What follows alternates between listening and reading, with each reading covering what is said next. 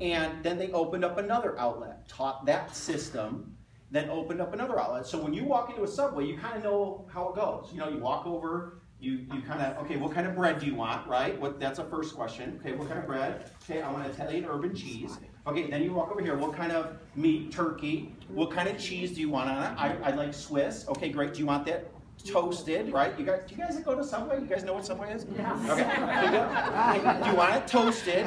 You get your veggies, then you get 6 chocolate chip cookies, and then you go. And you share none of those chocolate chip cookies with anyone.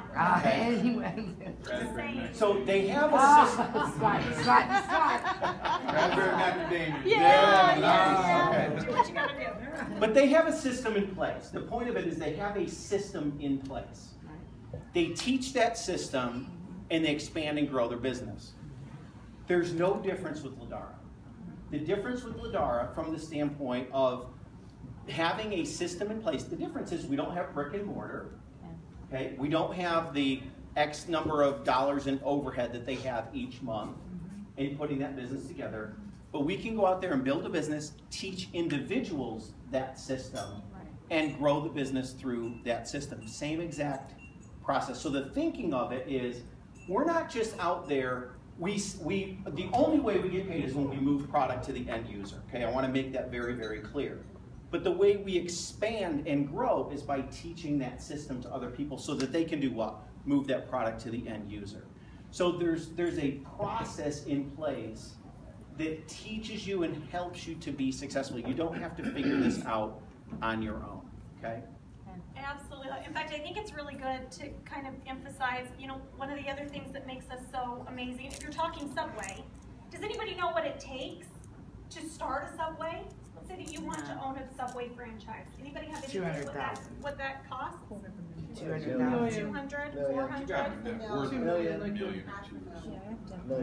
I think it's 365.